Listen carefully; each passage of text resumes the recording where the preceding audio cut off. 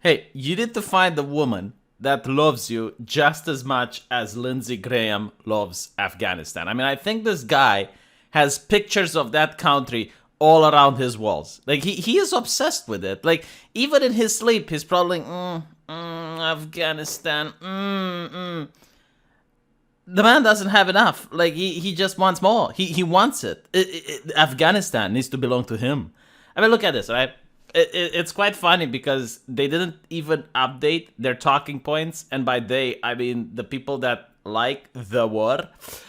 Senator Lindsey Graham predicted on Monday that the United States will return to Afghanistan to combat a resurgence in terror groups and attacks. Graham made the prediction in an interview with the BBC, claiming that the situation would mirror the outcomes in Iraq and Syria after the United States pulled back its involvement. The GOP senator said that President Joe Biden's withdrawal from Afghanistan will empower terror groups in the region, and the only way to handle the growing terror threats will be to get re-engaged.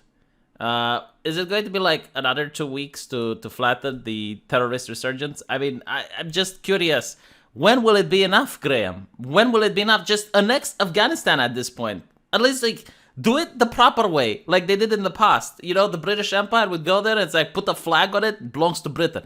But, like, he likes to pussyfoot it. He doesn't want Afghanistan, but he wants to be. Why? What? It's ridiculous. But anyway, whether you like it or not, whether you believe it that is Trump's fault or it's Biden's fault. By the way, like, say what you want about Trump, but it was an actual campaign promise that he would like to pull out. And it's very interesting because people voted for that. So I would genuinely be curious if it was up to a vote, like a referendum. Although I don't think Americans do referendums. I never heard about it. Maybe they do. I don't know. But it would be interesting to see just how many people in the United States legitimately want to occupy Afghanistan. Like, isn't that a question? I would be honestly shocked to see if it's a majority of people that are like, yeah, we need to go there. We need to go there now. Pew, pew, pew, pew, pew, pew, pew. No, I don't think so.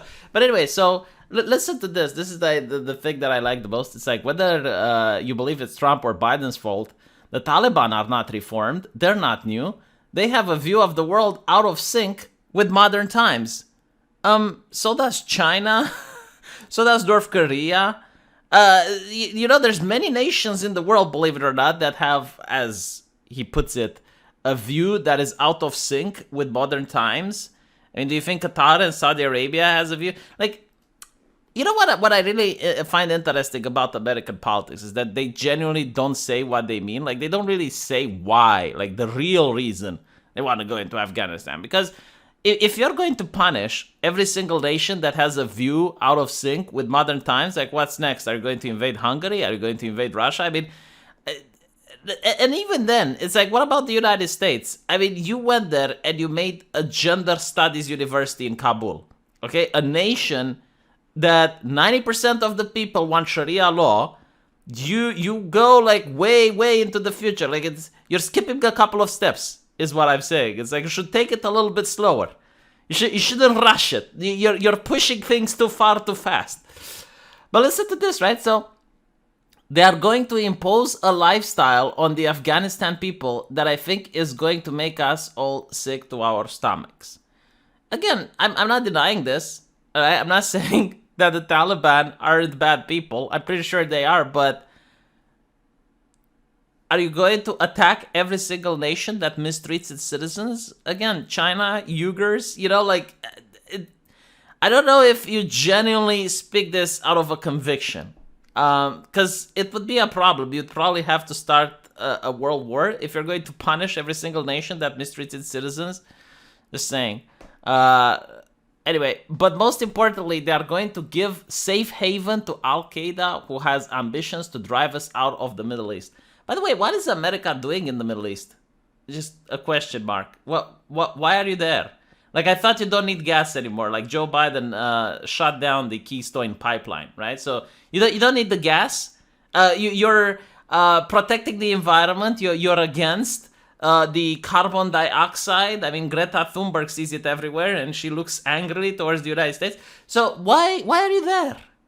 Why is the United States there to begin with? So they're going to be driven out of the Middle East, and they're going to attack the United States because of their way of life.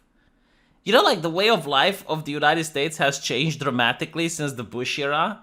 Now the United States is very progressive, is championing diversity. I mean, there is diversity officers that are going to hire people that are Muslims just because it's diversity. I mean, you're taking in Afghanistan refugees, and at the same time you're saying they don't like our way of life. Which one is it? Which one is it, Mr. Graham? It's just fascinating, isn't it? You don't like your way of life. I bet they have the Twitter and they have the Facebook. I'm willing to bet that the Taliban have fascist book installed. I don't know if fascist book allows them to have accounts, but they probably have burner accounts, right? So at this point, the host pressed Graham on the possibility of the U.S. going back. We'll have to. We'll have to, of course. We'll have to because the threat will be so large. By the way, here's something interesting. Like, we live in the era of contradictions, don't we?